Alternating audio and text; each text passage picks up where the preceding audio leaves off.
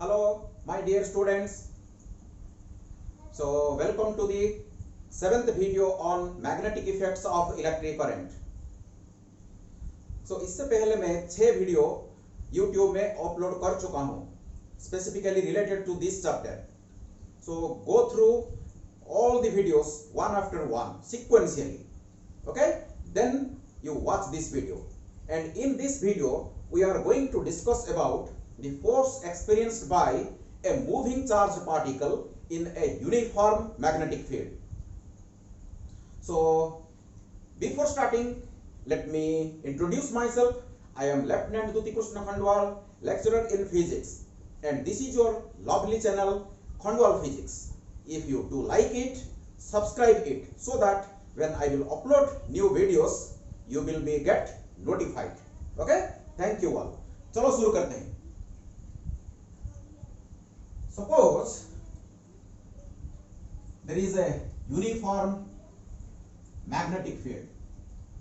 You know, a magnetic field is represented by equidistant parallel lines. Okay? We all know from electrostatics also, the uniform electric field is represented by, graphically represented by equidistant parallel lines. Here also, a uniform magnetic field is represented by equidistant parallel lines. That means B in this region, that means magnetic flux density, B vector has got same magnitude and same direction at each and every point. Okay? That is why the field is said to be uniform.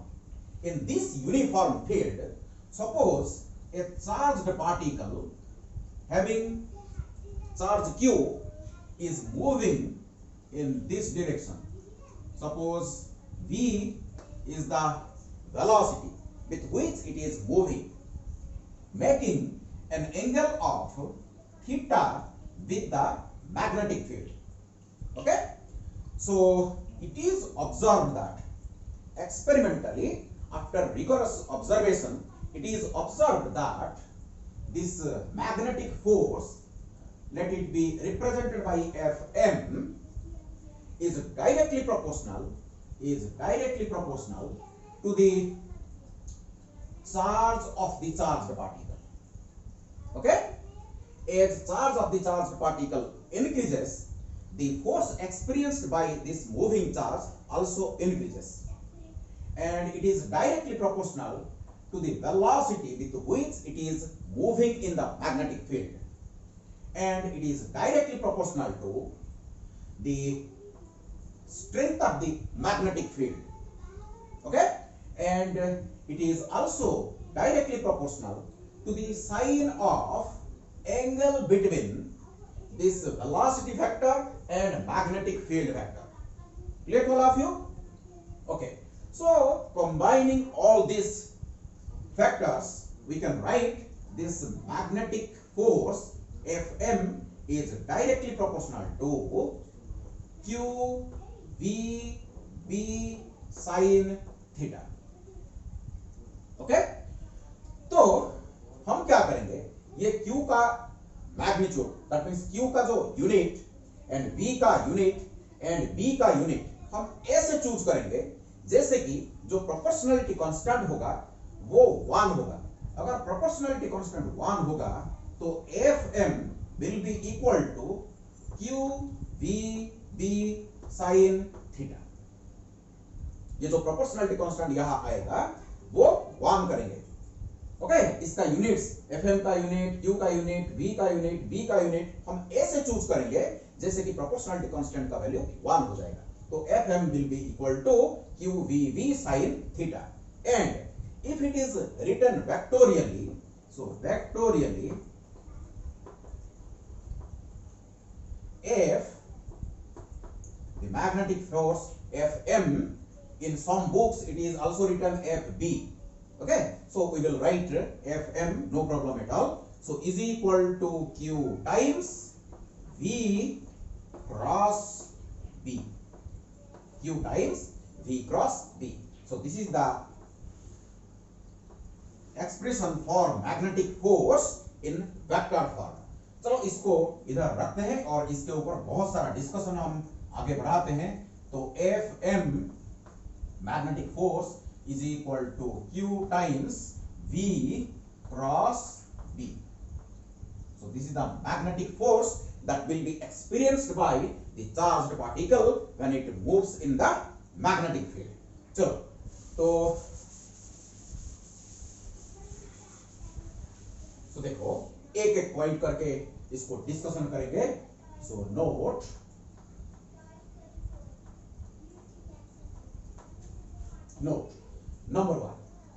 Number one में if we will consider its magnitude only, so its magnitude इसका जो magnitude होगा Fm vector का जो magnitude होगा इसको directly हम Fm भी लिख सकते हैं, कोई प्रॉब्लम नहीं. Will be equal to Q V cross B is equal to VV sin theta. Okay, so this is the magnitude. That means this magnetic force depends upon the charge of the charged particle and velocity with which it is moving and the strength of the magnetic field and sign of the angle between the velocity vector and the magnetic field vector. Okay, so this is the magnitude. So regarding another important point, that is Fm will be equal to 0. The force experienced by the charged particle will be 0 under these conditions. Number one condition, देखो अगर magnetic field अगर 0 हो जाएगा, suppose magnetic field नहीं रहेगा, the charged particle is moving but there is no magnetic field at all. Okay, that means the charged particle will experience no magnetic force. Okay, so Fm will be equal to 0 when the strength of the magnetic field or magnetic flux density will be equal to 0. ये first condition. देखो B अगर 0 हो जाएगा तो Fm भी 0 हो जाएगा. कौन कौन कंडीशन में मैग्नेटिक फोर्स 0 होगा इसके बारे में हम डिस्कशन कर रहे हैं. और सेकेंड में देखो अगर चार्ज 0 होगा, ये पार्टिकल का मास हो सकता है, पार्टिकल तो मास होगा ही होगा. ओके, अगर ये फोटॉन नहीं होगा, फोनॉन नहीं होगा, कोई भी मटेरियल पार्टिकल होगा तो मास तो होगा. ओके, सो अगर Q will be equal to 0 because we know from the first chapter charge cannot exist without mass but mass can exist without charge. So अगर ये पार्टिकल होगा और ये पार्टिकल का अगर चार्ज नहीं होगा तो मैग्नेटिक फील्ड में अगर ये मोशन करेगा इसके ऊपर फोर्स नहीं लगेगा, क्योंकि Q अगर 0 हो जाएगा तो Fm will be equal to 0. And third में देखो अगर वेलोसिटी 0 हो जाएगा, वेलोसिटी अगर 0 हो जाएगा तब भी the charged particle will not experience any force. Clear? And D में fourth situation, that is if theta is equal to 0 degree or 180 degree. देखो ये जो साइन थीटा अगर 0 हो जाएगा, साइन थीटा अगर 0 हो जाएगा तो Fm will be 0. Okay, so sin theta will be equal to 0 when theta is equal to 0 degree or 180 degree. That means if the charged particle will move along the direction of the magnetic field or opposite to the direction of the magnetic field, it will not experience any force. So this is the special force which differentiates from electric force. हम आगे compare करेंगे electric force और magnetic force के differences क्या है, इसको आगे हम कलेक्ट करेंगे. लेकिन अभी देखो, सो ये चार सिचुएशन में magnetic force will be 0. Okay, and number 3 में हम डिस्कशन करेंगे Fm will be equal to maximum. ये Fm मैक्सिमम कब होगा? ये Fm कब मैक्सिमम होगा? देखो ये जो मैक्सिमम होने के लिए Q fix, suppose particular Q, V is fixed, B is fixed. So Fm will be maximum when this sin theta will be equal to maximum. When sin theta is equal to maximum. Okay? So sin theta अगर maximum होगा तो sin theta का maximum value कितना है बताओ? ये 1 होगा. So sin theta अगर 1 हो जाएगा then theta is equal to कितना होगा? 90 डिग्री होगा, because sin 90 degree is equal to 1. That means if the charged particle moves perpendicular to the magnetic field, if the charged particle moves perpendicular to the magnetic field, it will experience maximum force. Keep in mind. So this is another important point. So can you tell me what will be the maximum force? Fm will be maximum when sin theta is equal to 1. That means this is the 1. So that is why it is QVB. So QVB is the maximum force. QVB is the maximum force that will be experienced by the charged particle when it moves perpendicular to the magnetic field. Clear? Clear हो गया? चलो. So number 3 point में हम discussion करेंगे. Number 4 में हम discussion करेंगे. देखो यहां से हमको B का यूनिट भी मिल जाएगा. यूनिट के ऊपर थोड़ा सा डिस्कशन करते हैं. The unit of B is equal to the unit of, you can see over here, F divided by QV. F divided by QV. देखो B, यहां से देखो, यहां से B equal to FM divided by QV. B equal to FM divide by QV. तो B का unit जो होगा FM डिवाइड बाई QV का यूनिट भी सेम होगा. अगर हम SI यूनिट्स के बारे में डिस्कशन करेंगे, इन SI यूनिट्स, एक minute,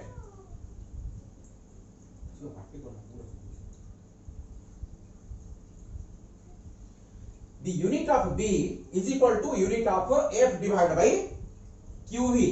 So in SI units, बताओ फोर्स का क्या होगा? न्यूटन होगा. फोर्स का क्या होगा? न्यूटन होगा. Q का क्या होगा? कूलम होगा. एंड वेलोसिटी का क्या होगा? Metre per second. तो इसको हम चेंज करते हुए देखो कैसे लिख सकते हैं. So is equal to newton divided by coulomb.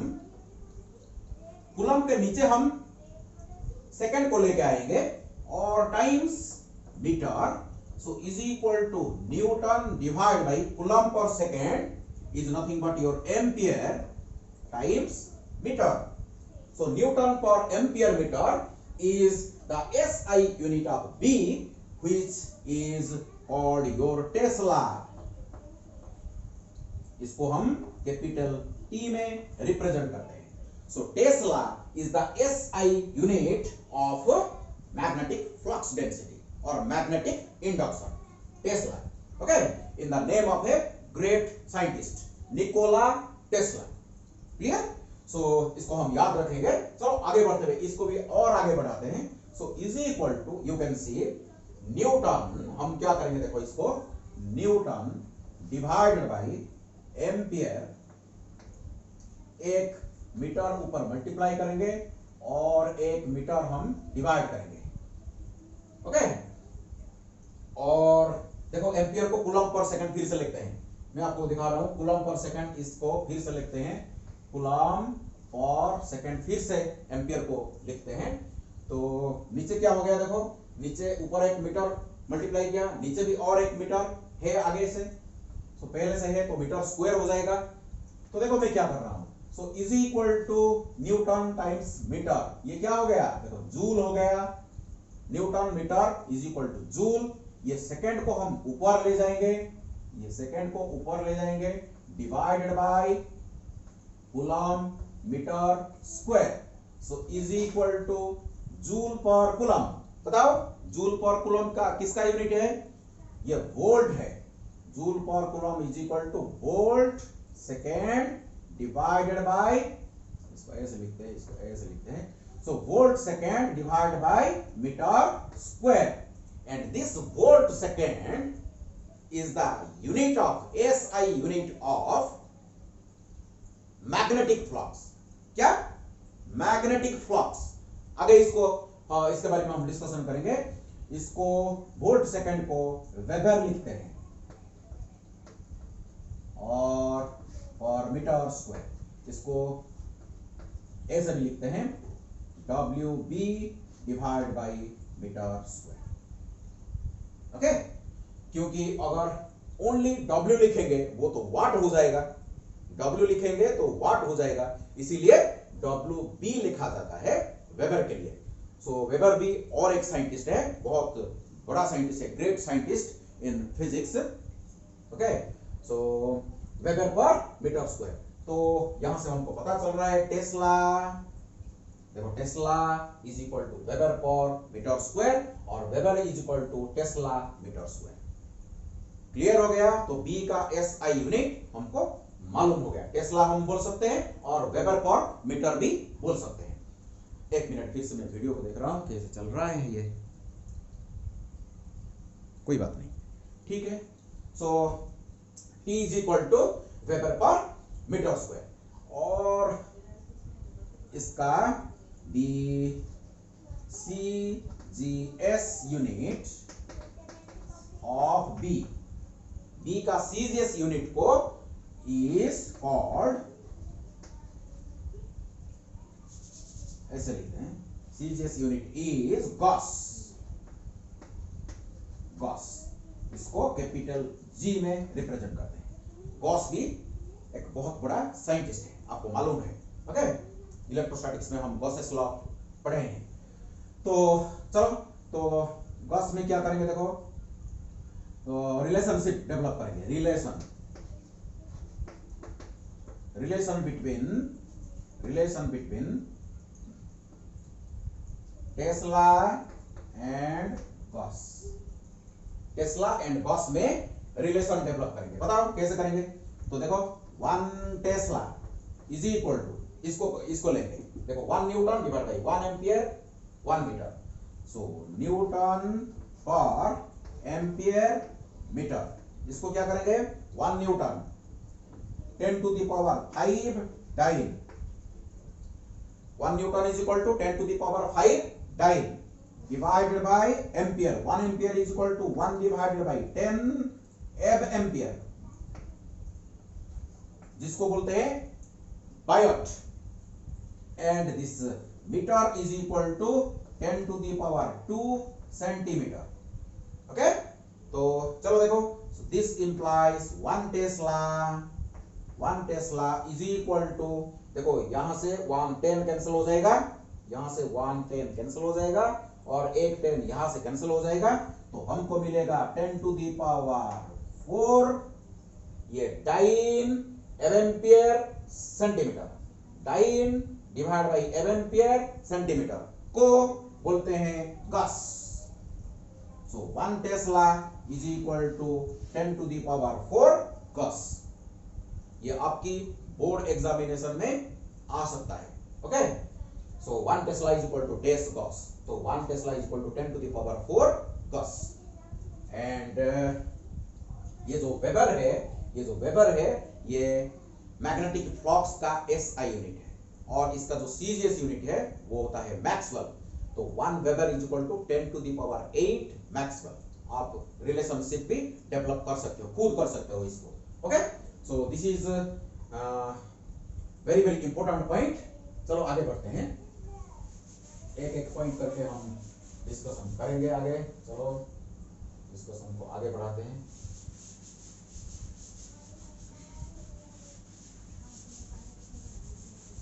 और एक इंपॉर्टेंट पॉइंट है 5 number point.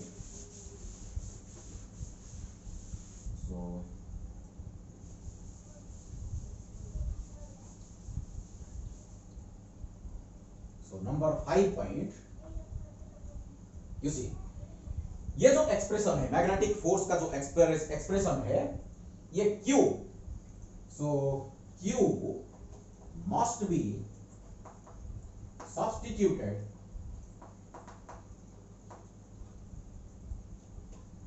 With proper sign. अगर पॉजिटिव चार्ज होगा यहां पॉजिटिव का वैल्यू हम डालेंगे, अगर नेगेटिव चार्ज होगा इसको नेगेटिव के साथ यहां सब्स्टिट्यूट करेंगे। Okay, so Q must be substituted with sign. Let all of you see, देखो, if Q is positive, Q अगर पॉजिटिव होगा तो ये FM का डायरेक्शन, देन FM का डायरेक्शन, ये जो मैग्नेटिक फोर्स का direction will be parallel to your V cross B vector. V cross B vector का जिधर डायरेक्शन होगा ये FM का डायरेक्शन भी उधर होगा अगर Q पॉजिटिव होगा तो। सो सेकंड केस में if Q is negative then FM will be opposite to V cross B. So please keep in mind. Okay, ये वेरी वेरी इंपॉर्टेंट, एक एक पॉइंट इंपॉर्टेंट है। ओके, इसको देखते जाओ क्योंकि इसके रिलेटेड बहुत सारा हम प्रॉब्लम आगे डील करेंगे, तो एक एक पॉइंट को अच्छी तरह हम डिस्कशन करेंगे। सो नंबर 6 पॉइंट में हम डिस्कशन करेंगे इसके डायरेक्शन के बारे में। जो डायरेक्शन ऑफ FM, देखो force is a vector quantity, so it has got magnitude, so also direction। एक नंबर पॉइंट में मैं मैग्नीट्यूड के बारे में आपको बताया, FM is equal to QVV sin theta। QVV sin theta is the magnitude of the magnetic force, but what about its direction? तो direction के लिए मैं आपको 3 रास्ता बताऊंगा।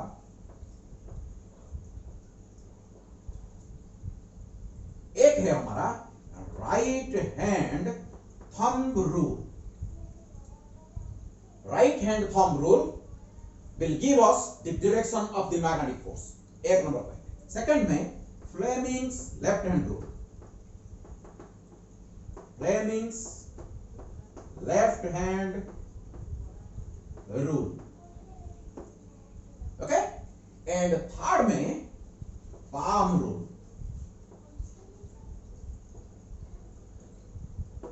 सो मैं आपको 3 रास्ता बताऊंगा FM निकालने के लिए। सो मैग्नेटिक फोर्स का डायरेक्शन आप right hand thumb rule use करके निकाल सकते हो, Fleming's left hand rule use करके निकाल सकते हो, और पाम रूल भी यूज करके निकाल सकते हो। सो तीनों को हमें अच्छी तरह सीखते हैं, चलो अच्छी तरह सीखते हैं। सो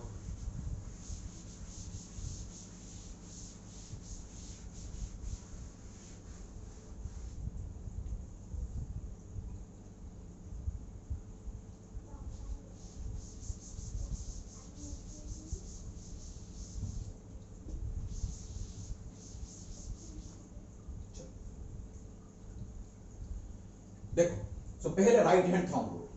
सो राइट हैंड थंब रूल आपको जरूर मालूम होगा। देखो, अगर फर्स्ट ईयर में वेक्टर चैप्टर अगर पढ़े हो तो राइट हैंड थंब रूल तो आपको मालूम ही होगा। फिर भी मैं, अगर ये मेरा A वेक्टर है और ये मेरा B वेक्टर है, तो A क्रॉस B वेक्टर का डायरेक्शन किधर होना चाहिए? अगर A cross B is equal to suppose C vector, so C vector का डायरेक्शन किधर है? तो हमको क्या करना पड़ेगा? We have to stretch our right hand such that this fingers are perpendicular to this thumb and place this fingers on the first vector. Place your fingers on the first vector and curl the fingers towards the second vector, then your stretched thumb will give you the direction of A cross B or C vector. So देखो यहाँ V cross B, V is my first vector. Suppose this is my V vector and this is my second vector B vector. तो V cross B का direction किधर होगा? तो V cross B का direction जिधर होगा, ये F M का डायरेक्शन भी उधर होगा। अगर पॉजिटिव चार्ज होगा तो देखो मैं इधर बताया आपको, ये पॉजिटिव चार्ज अगर होगा तो FM का डायरेक्शन V क्रॉस B के डायरेक्शन में होगा। तो हम पॉजिटिव चार्ज के लिए डिस्कशन करेंगे। अगर चार्ज हमारा नेगेटिव होगा तो direction will be opposite to that. Okay, तो V क्रॉस B का डायरेक्शन हम कैसे निकालेंगे भाई? Using right hand thumb rule. तो फर्स्ट वेक्टर में हमारा थंब फिंगर्स को रखेंगे और सेकंड वेक्टर हमारा B वेक्टर की तरफ कर्ल करेंगे। सो ये होगा मेरा direction of FM vector. So इसको हम ऐसे दिखाते हैं। सो दिस इज ये मेरा FM, this is my FM। अगर ये B vector and B vector एक प्लेन में रहेगा, अगर ये मेरा V vector and B vector lie in one plane, okay, एक प्लेन तो रहेगा, दो वेक्टर तो हमेशा कोप्लानर हो गए ही हो गए। ओके, तीन होगा तो हो सकता है या नहीं हो सकता है, लेकिन two vectors are always coplanar. So V vector and B vector को लेके जो प्लेन तैयार होता है इसको परपेंडिकुलर होता है हमारा FM वेक्टर। सो यहां से अगर देखोगे तो ये देखो B का डायरेक्शन, ये तो मेरा B का डायरेक्शन, तो V cross B that means force का डायरेक्शन, FM का डायरेक्शन इधर क्या होगा? इनटू द बोर्ड होगा, इनटू द बोर्ड होगा। Clear to all of you? Clear to all of you? Okay, तो राइट हैंड थंब रूल को यूज करके हम डायरेक्शन निकाल सकते हैं। तो देखो फिर से फ्लेमिंग्स लेफ्ट हैंड रूल। अगर ये फ्लेमिंग्स लेफ्ट हैंड रूल हम कब यूज करते हैं? जब हमारा velocity, that means the velocity of the charge particle will be perpendicular to the magnetic field. अगर ये मेरा मैग्नेटिक फील्ड है, देखो ये मेरा सपोज ये मेरा मैग्नेटिक फील्ड है, ये मैग्नेटिक फील्ड को अगर आपका ये जो चार्ज्ड पार्टिकल परपेंडिकुलर होके मूव करेगा, सपोज ये होगा मेरा वेलोसिटी वेक्टर, सपोज ये मेरा वेलोसिटी वेक्टर होगा, देन यू सी अगर मैं ऐसे कर्ल करूंगा तो आपको देखो ये जो B वेक्टर है, ये मेरा कोऑर्डिनेट, ये देखो ये मैं इसको मैं क्या करूंगा? इसको x एक्सिस बना दूंगा, इसको मैं y एक्सिस बना दूंगा, इसको z एक्सिस बनाते हैं, इसको z एक्सिस बनाते हैं और इसको y एक्सिस बनाते हैं। देखो ये मेरा वेलोसिटी, ये मेरा वेलोसिटी का डायरेक्शन है। सो वेलोसिटी क्रॉस B, देखो velocity right hand thumb rule, velocity का ये डायरेक्शन है cross B towards the second vector. अगर कर्ल करूंगा तो this is the direction of the magnetic force. So y direction में मेरा मैग्नेटिक फोर्स होगा। ये हमको ऑलरेडी पता है from right hand thumb rule, लेकिन फ्लेमिंग्स लेफ्ट हैंड रूल हमको बहुत जगह हमको ये बहुत हेल्प करेगा। सो इसको हम समझते हैं। क्या करेंगे? आपका जो लेफ्ट हैंड है, आपका लेफ्ट हैंड का ये जो तीनों finger, thumb, four finger and middle finger, ये तीनों को ऐसे स्ट्रेच करो जैसे कि all are perpendicular to each other. You see thumb is perpendicular to four finger and four finger is perpendicular to middle finger and middle finger is also perpendicular to thumb. They are mutually perpendicular to each other. Clear? Fleming's left hand rule states that if the thumb, forefinger and middle finger are stretched in such a way that all are mutually perpendicular to each other, and you see यहां देखो मैं क्या करूंगा, ये जो B के direction में, ये B के डायरेक्शन में मेरा फोर फिंगर को रखूंगा। The direction of magnetic field will be along the direction of your forefinger, and the velocity of the charged particle will be along the direction of the middle finger. Then the thumb gives us the direction of the magnetic force. Very simple to use. So according to Fleming's left hand rule, stretch your first finger, forefinger, middle finger and thumb in such a way that all are mutually perpendicular to each other. And if the direction of the magnetic field is along the forefinger and the direction of the velocity of the charged particle is along the middle finger, then the thumb gives the direction of the magnetic force. Clear हो गया? So Fleming's left hand rule को भी हम बहुत जगह use करेंगे जब velocity और मैग्नेटिक फील्ड परपेंडिकुलर होगा, उसी कंडीशन में हम फ्लेमिंग्स लेफ्ट हैंड रूल को यूज करेंगे। और लास्ट रूल हमारा पाम रूल। तो पाम रूल भी बहुत आसान होता है यूज करने के लिए। तो अभी क्या करेंगे, देखो ये जो राइट हैंड का पाम को ऐसे स्ट्रेच करो जैसे कि आपका जो fingers will be perpendicular to your thumb, और ये जो फिंगर्स को हम क्या करेंगे, मैग्नेटिक फील्ड की डायरेक्शन में रखेंगे। फिंगर्स को मैग्नेटिक फील्ड की डायरेक्शन में रखेंगे और ये थंब को वेलोसिटी की डायरेक्शन में रखेंगे। तो the direction of the palm gives the direction of the magnetic force. Clear हो गया? पाम रूल क्या बोलता है, फिर से बताओ। तो हम क्या करेंगे, राइट हैंड को स्ट्रेच करेंगे जैसे कि हमारा फिंगर्स और ये thumb will be mutually perpendicular to each other, and the fingers are along the direction of the magnetic field and the thumb is along the direction of your velocity of the charged particle. Then the direction of the palm gives the direction of the magnetic field, magnetic force. Clear हो गया?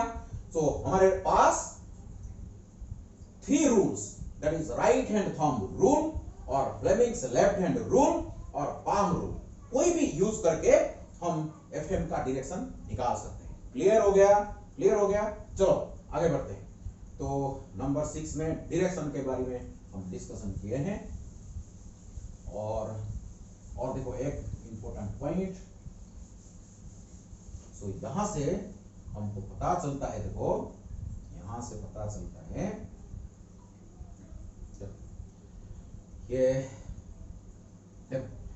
ये जो v vector, velocity vector, magnetic field vector and force vector are mutually perpendicular to each other in this special situation. देखो ये जो v vector और b vector perpendicular हो सकता है, नहीं हो सकता है, लेकिन Fm, the magnetic force, is always perpendicular to v vector and v vector. So Fm vector is always perpendicular to velocity vector and Fm vector is always perpendicular to your v vector, always. लेकिन ये v vector और b vector perpendicular हो सकता है, नहीं हो सकता है, कुछ भी एंगल कुछ भी हो सकता है, 0 से लेके 180 तक कुछ भी हो सकता है। क्लियर? तो देखो, तो अगर Fm और वेलोसिटी परपेंडिकुलर होगा तो what will be the path or what will be the trajectory of the particle? What will be the trajectory of the particle? इसके बारे में प्लीज इसको थोड़ा सा सोचो। देखो इलेक्ट्रिक फील्ड में सपोज एक इलेक्ट्रिक फील्ड है, यहां हम एक चार्ज पार्टिकल को परपेंडिकुलर करके छोड़ेंगे, तो ये कौन सा पाथ फॉलो करेगा? What will be the shape of the trajectory? If a charged particle enters a uniform electric field perpendicular to the direction of electric field intensity, what will be the path adopted by the charged particle? Think over it. And my second question is that if a charged particle enters perpendicular to the magnetic field, then what will be the path adopted by the charged particle? That means what will be the trajectory? Please ये 2 question के ऊपर सोचो। चलो इससे पहले मैं आपको एक पॉइंट बताऊंगा, मेरा ये 7 नंबर पॉइंट होगा शायद। 7 नंबर पॉइंट में देखो ये velocity and force, magnetic force and velocity are mutually perpendicular to each other. Can you tell me what will be the work done by this magnetic force? What will be the work done by the magnetic force in the magnetic field? बताओ. Is equal to force dot displacement. So work done by the magnetic force dot displacement. Okay? This is a very simple expression. Okay, हमको पता है. So is equal to Fm, हम ऐसे लिख सकते हैं V dt, लिख सकते हैं. तो ds is equal to V dt because your velocity is equal to rate of change of displacement. So V is equal to ds by dt. So ds is equal to V dt. You see, your force vector and velocity vector are perpendicular to each other. Are perpendicular to each other. अगर दो vector के बीच में angle perpendicular होगा, what will be the dot product of the two vectors? Fm v cos 90. So cos 90 becomes 0. So that is why the work done by the magnetic force in a magnetic field will be 0. Very very important point. So यहां से मेरा important note मेरे को मिल गया. देखो, what is the important point? बताओ. That is the work done by the magnetic force in a magnetic field. Okay, work done by the magnetic force in a magnetic field will be 0. क्या होगा? 0 होगा. Okay, you see, so अगर 0 होगा तो according to work energy theorem, according to work energy theorem, we know इधर लिखते हैं, चलो इधर लिखते हैं. So work energy theorem हमको क्या बोलता है? So work done is equal to change in kinetic energy. Work done is equal to change in kinetic energy. So अगर work done is equal to change in kinetic energy, आप इधर देख रहे हो work done is equal to 0. Work done is equal to 0.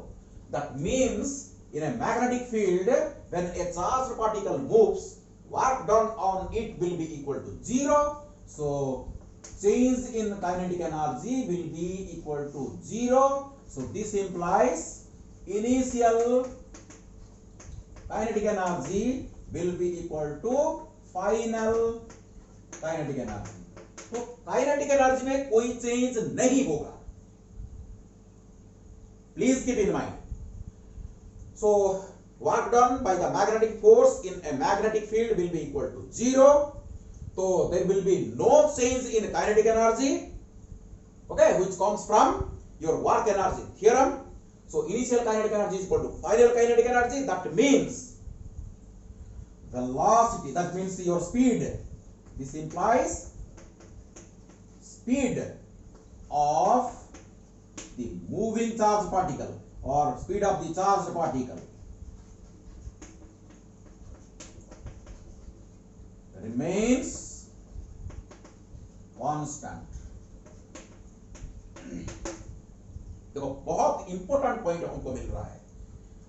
So magnetic field में जब एक charge particle enter करेगा और मूव करेगा तो इसका स्पीड चेंज नहीं होगा.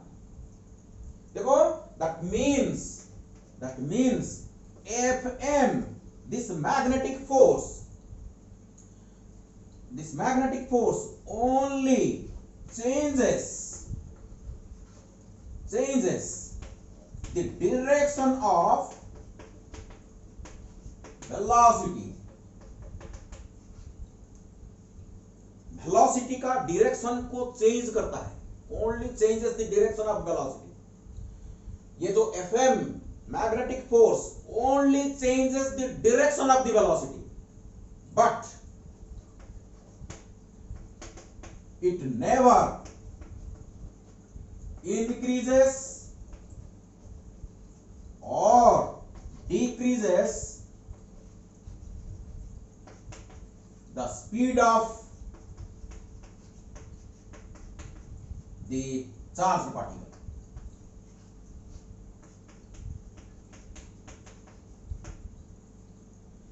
चार्ज्ड पार्टिकल का स्पीड इंक्रीज नहीं होगा, डिक्रीज भी नहीं होगा, कांस्टेंट रहेगा, लेकिन जो वेलोसिटी का डायरेक्शन चेंज होगा। ओके, सो अभी मेरे को बताओ, and you see speed remains constant, speed remains constant, and you see मैंने यहां लिखा था वेलोसिटी, यहां मैंने मिटा दिया। सो एफ एम, यहां देखो Fm is perpendicular to velocity। Fm is always perpendicular to velocity। So velocity को ये Fm perpendicular होगा, इसीलिए ये velocity का direction को change करेगा, लेकिन magnitude को change नहीं करेगा। That is why the speed of the charged particle remains constant। बताओ अभी मेरे को ये किस टाइप का मोशन करेगा अगर ये velocity of the charged particle will be perpendicular to the direction of the magnetic field। So magnetic field को perpendicular करके अगर एक charged particle enter करेगा तो ये किस टाइप का मोशन करेगा मेरे को बताओ। आपको पहले से पता है यूनिफॉर्म सर्कुलर मोशन करेगा। ये कौन सा मोशन करेगा? यूनिफॉर्म सर्कुलर मोशन करेगा। देखो सर्कुलर मोशन को आप याद करो, फर्स्ट ईयर का जो आपका 11th स्टैंडर्ड का जो सर्कुलर मोशन था, इसको थोड़ा सा याद करो। यूनिफॉर्म सर्कुलर मोशन में, यूनिफॉर्म सर्कुलर मोशन में देखो, ये यूनिफॉर्म सर्कुलर मोशन में हमारा सेंट्रीपिटल फोर्स का डायरेक्शन किधर था? Towards the centre, and the direction of the velocity was always tangential। तो ये डायरेक्शन ऑफ द फोर्स था, सेंट्रीपिटल फोर्स का डायरेक्शन, ये वेलोसिटी का डायरेक्शन हमेशा परपेंडिकुलर। देखो इधर भी देखो टांजेंशियल, वेलोसिटी का डायरेक्शन टांजेंशियल एंड फोर्स का direction towards the centre. Okay, at each and every point of the circular path in uniform circular motion the velocity and centripetal force are perpendicular to each other। okay, see, so इसीलिए जब magnetic field में ये charged particle perpendicular होके enter करेगा तो uniform circular motion करेगा। Clear? तो मैं परपेंडिकुलर मोशन अगर परपेंडिकुलर होके एंटर करेगा इसके बारे में मैं आपको बताया। अगर परपेंडिकुलर ना होके अगर एंटर करेगा तो किस टाइप का मोशन होगा, इसके बारे में मैं नेक्स्ट वीडियो में आपको बताऊंगा कौन सा मोशन होगा। ओके, तो मैग्नेटिक फील्ड को अगर परपेंडिकुलर ना होते हुए एक चार्ज पार्टिकल अगर एंटर करेगा तो किस टाइप का मोशन करेगा, इसके बारे में हम नेक्स्ट वीडियो में डिस्कशन करेंगे। बहुत सारा डिस्कशन है आगे। ओके, इंतजार करो, धीरे धीरे हम प्रोसीड कर रहे हैं, आगे बढ़ रहे हैं। तो सर्कुलर मोशन ये करेगा। क्लियर? चलो इसके ऊपर कुछ प्रॉब्लम्स करते हैं, तब तो जाके हमारा जो कंसेप्ट और भी मजबूत होगा।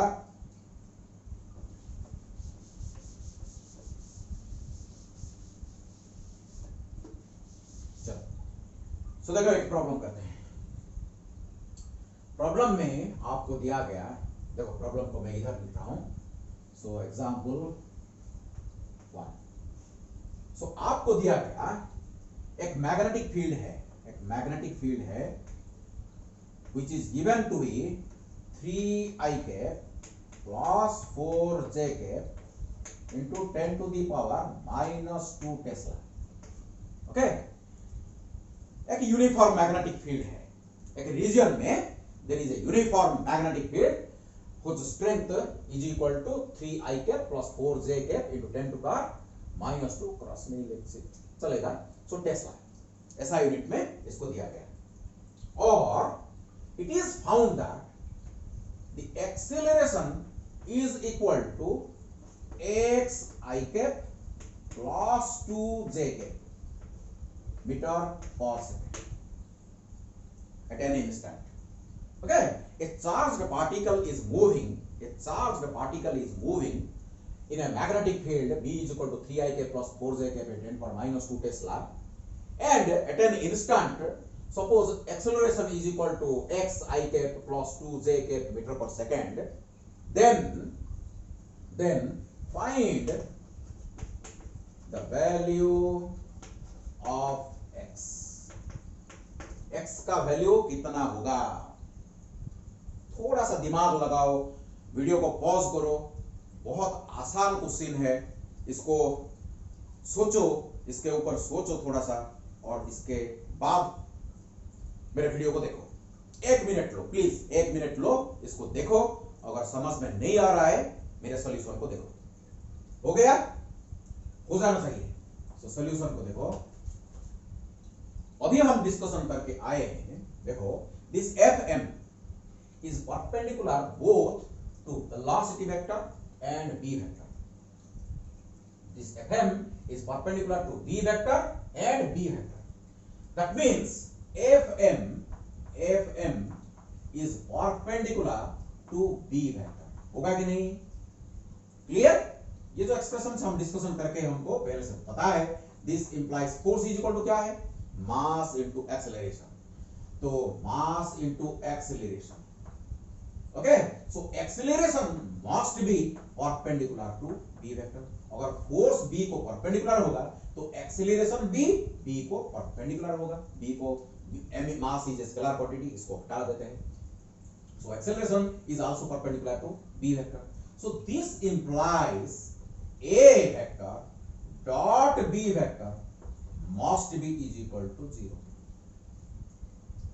अगर if two vectors are perpendicular to each other, then their dot product vanishes.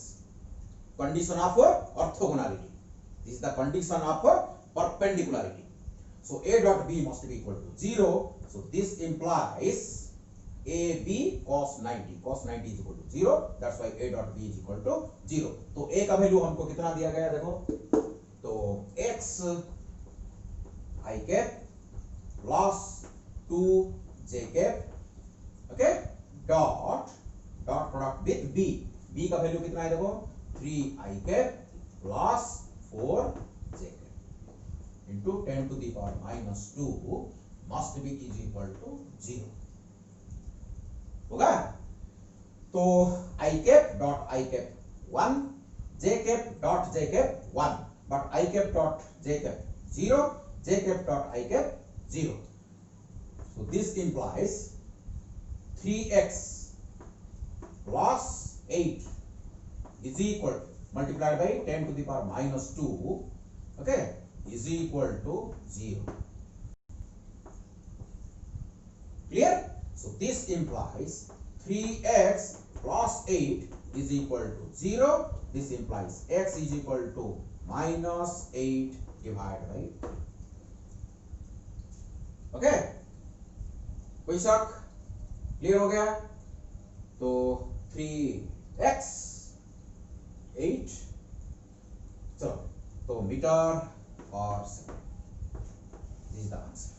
So x is equal to -8 divide by 3। क्लियर हो गया? वेरी सिंपल क्वेश्चन था, वेरी सिंपल क्वेश्चन था।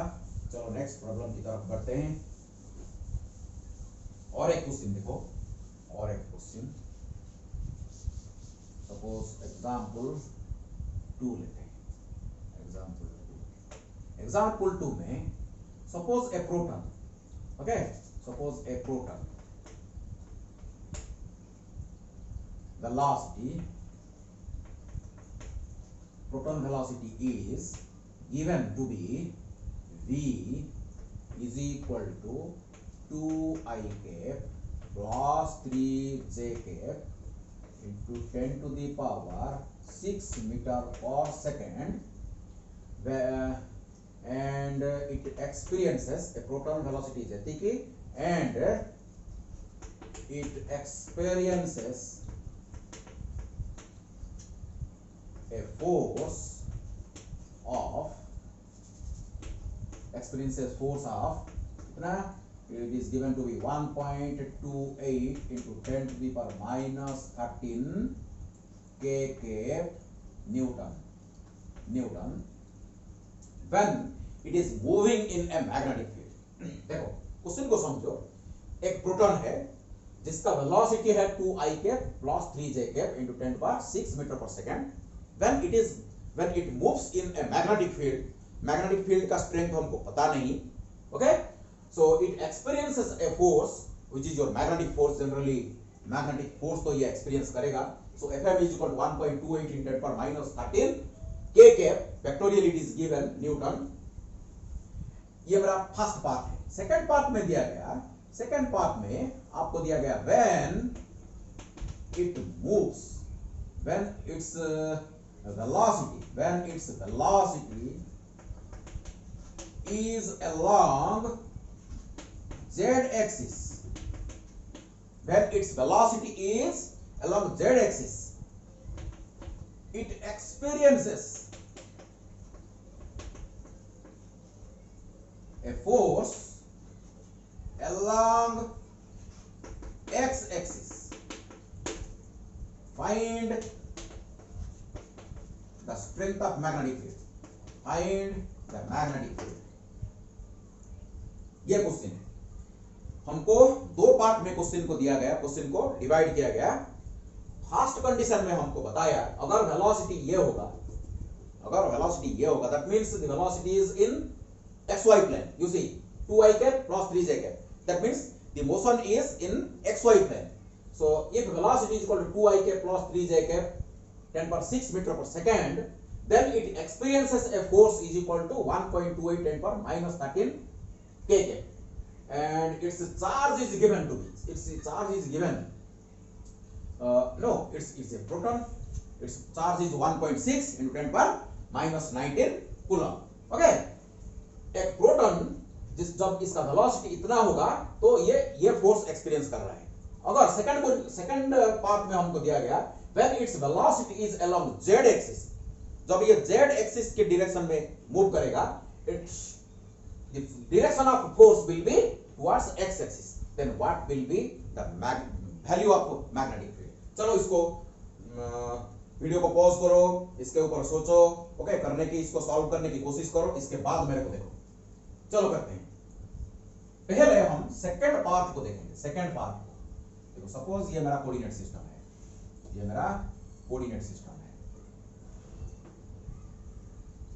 Suppose this is my x axis, this is my y axis and this is my z axis. z axis is towards u. Okay, perpendicular to the board towards u. so देखो second part में क्या दिया गया, when its velocity is along z axis. देखो velocity का direction along z axis, velocity का direction z axis तरफ अगर होगा तो तब जाके it experiences a force along x axis. so magnetic force का डायरेक्शन x एक्सिस की तरफ हो रहा है. तो बताओ अभी मेरे को left hand Fleming's left hand rule को हम यूज करेंगे, पता करेंगे मैग्नेटिक फील्ड का डायरेक्शन किधर होना चाहिए. बताओ, आप बताओ. ये मैग्नेटिक फील्ड का डायरेक्शन, ये मेरा फोर्स का डायरेक्शन, ये मेरा वेलोसिटी का डायरेक्शन. देखो ये वेलोसिटी का डायरेक्शन, ये मेरा फोर्स का डायरेक्शन. तो इधर होगा, ऐसे होगा. देखो ये मेरा वेलोसिटी का direction. Middle finger is towards the direction of velocity of the charge particle. Thumb is along the direction of magnetic field. and this is the forefinger gives the direction of the magnetic field. ये magnetic field का direction इधर है. so magnetic field का direction इधर है. तो कितना होगा इसका तो मैग्नीट्यूड मेरे को मालूम नहीं. let it be b naught. लेकिन its direction is, you see, suppose ये j कैप होगा, ये सपोज i कैप होगा, ये अगर k कैप होगा तो ये कितना होगा. देखो माइनस j कैप. देखो b must be equal to some value, some numerical value times your j cap. Clear to all of you?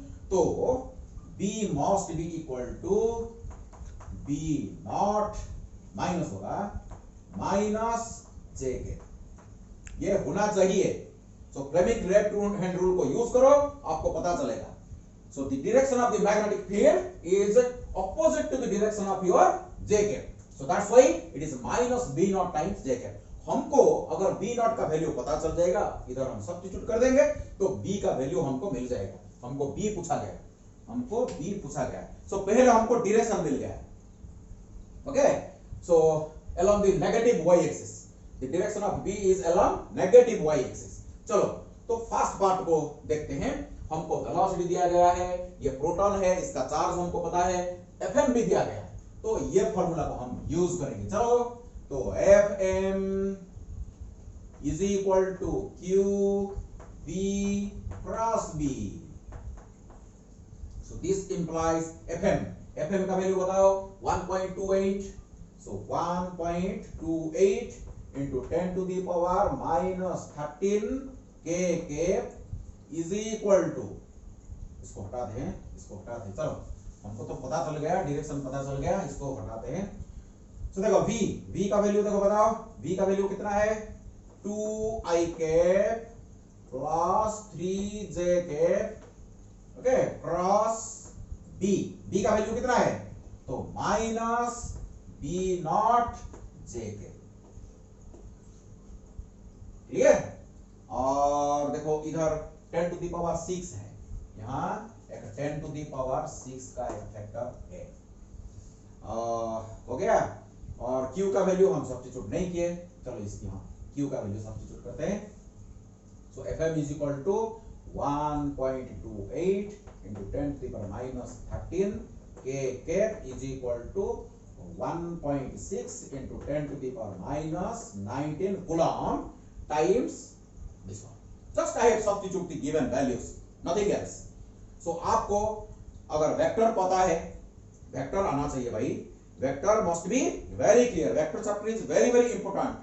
Vector chapter अगर आपको वेक्टर का कॉन्सेप्ट क्लियर नहीं है तो कोई भी चैप्टर को आप अच्छी तरह नहीं कर पाओगे, कोई भी न्यूमेरिकल प्रॉब्लम को आप डील नहीं कर पाओगे. ओके, मैं बोल दिया आपको.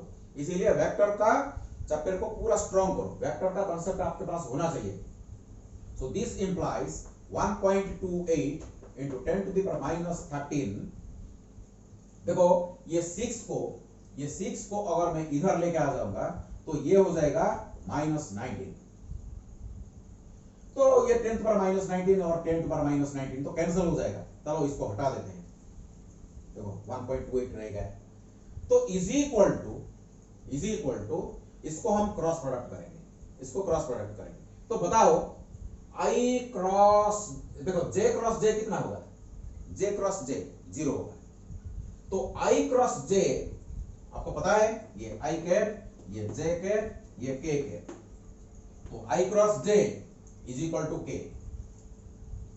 और i cross j is equal to k, j cross k is equal to i. तो k cross i is equal to j. अगर उल्टा होगा तो नेगेटिव होगा. तो हमारा क्या होगा देखो i cross j. So i cross j is equal to, देखो यहाँ एक माइनस साइन है, हमको यहाँ पे माइनस साइन दिया गया है. चलो इसको माइनस साइन लेते हैं. यहाँ भी हम माइनस साइन रखेंगे, माइनस साइन दिया गया है. ओके, तो i क्रॉस j, तो i cross j is equal to क्या है k के. तो 1.6 ये तो कैंसिल हो गया पहले से. तो multiplied by 2b naught k के. So i cross j is equal to k के. i 2b naught. Okay, i cross j is equal to k के. i cross j is equal to k के. Clear?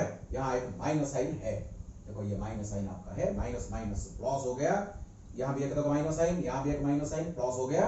तो आपको चाहिए कितना, तो b not, यहाँ तो k कैप है, यहाँ k कैप, एक k कैप, डायरेक्शन को हटा देते हैं. सो मैग्नीट्यूड पार्ट को ओनली लिखते हैं. तो b naught is equal to 1.28 divide by 1.6 multiply by 2, 3.2 हो गया. आपका आंसर हो गया.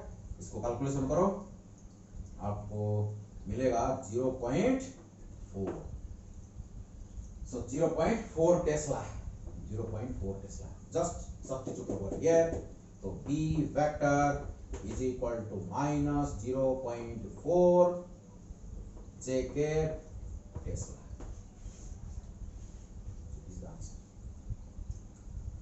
दिस आंसर क्लियर हो गया। ये मैग्नेटिक फील्ड, ये जो मैग्नेटिक फोर्स का कॉन्सेप्ट कम था, वेक्टर का कॉन्सेप्ट ज्यादा था, शायद हो सकता है। ओके देखो वेक्टर अगर क्लियर है तो ये प्रॉब्लम कुछ नहीं है आपके लिए। क्रॉस प्रोडक्ट का कॉन्सेप्ट होना चाहिए, सो वेक्टर का पूरा कॉन्सेप्ट आपके पास होना चाहिए। सो चलो एग्जांपल 3 तरफ बढ़ते हैं। सो एग्जांपल 3 में देखो example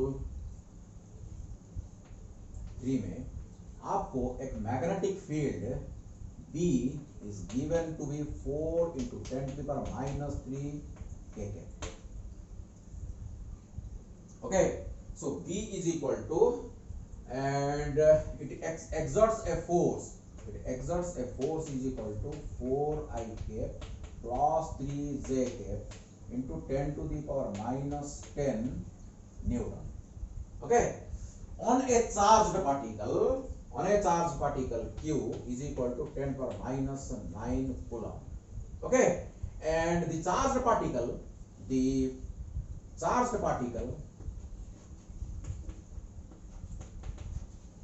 is moving in xy plane. It is given xy plane.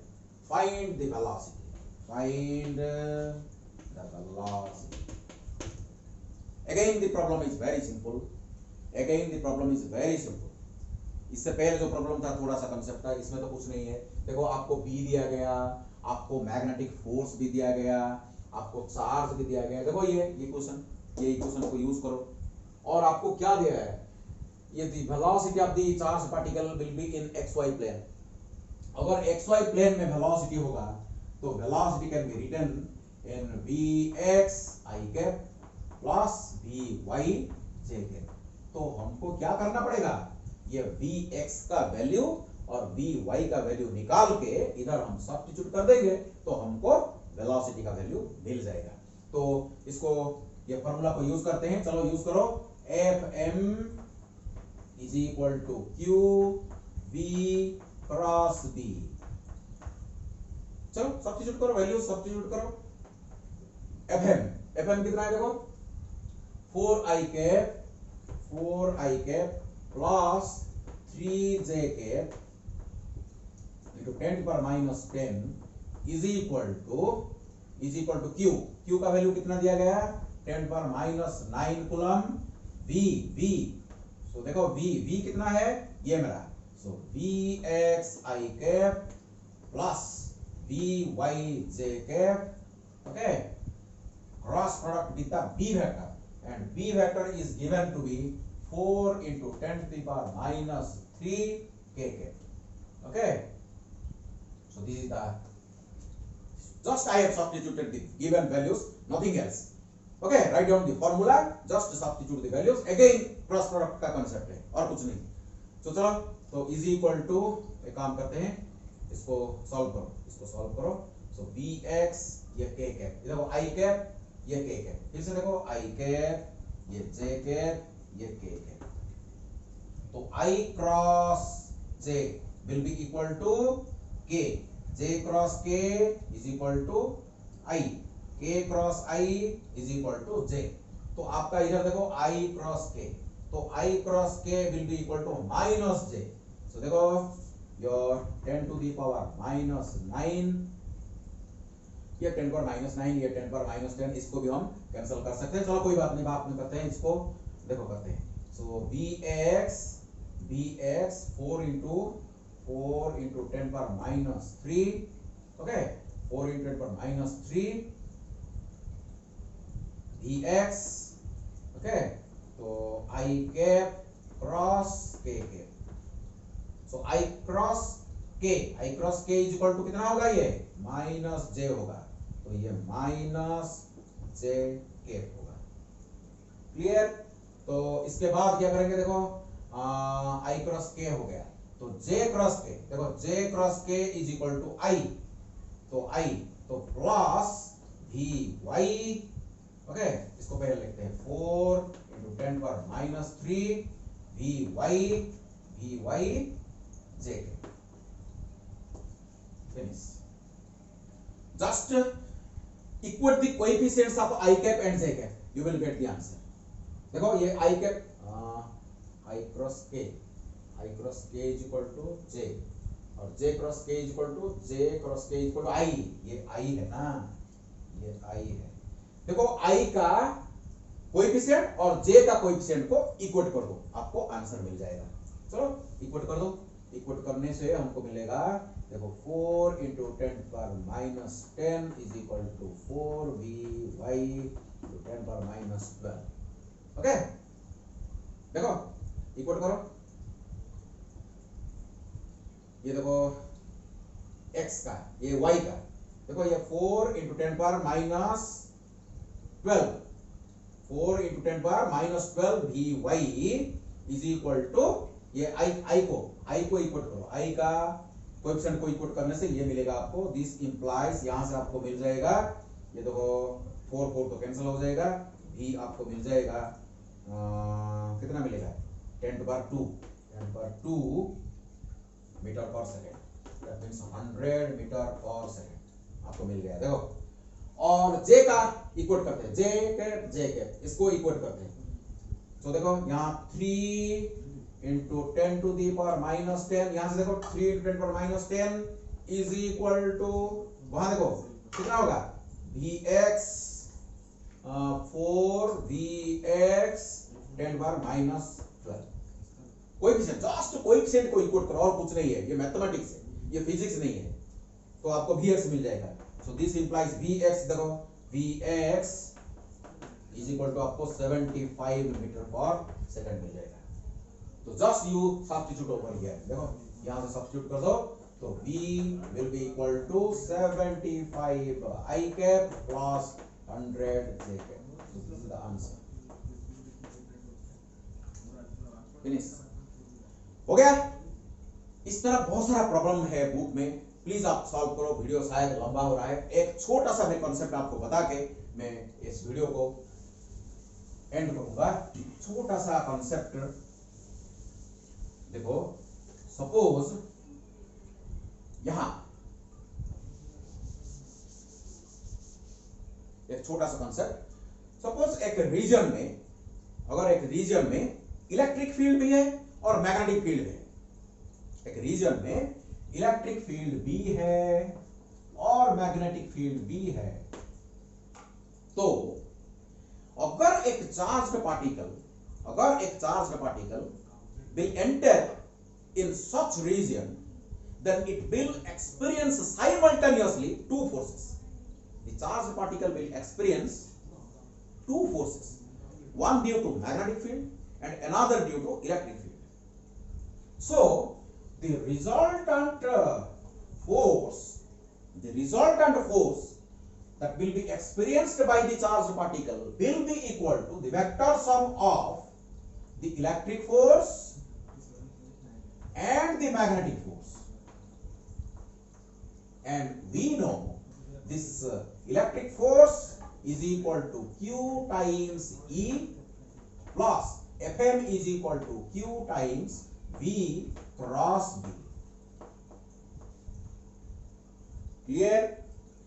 Okay, so this is the resultant force that will be experienced by the charged particle when it moves in a region where there is electric field as well as magnetic field.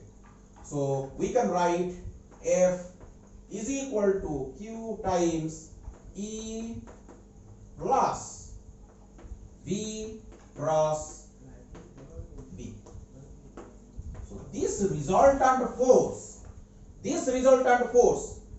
which is experienced by the charged particle when it moves in a region where there is electric field as well as magnetic field is called Lorentz force. This force is called your Lorentz force.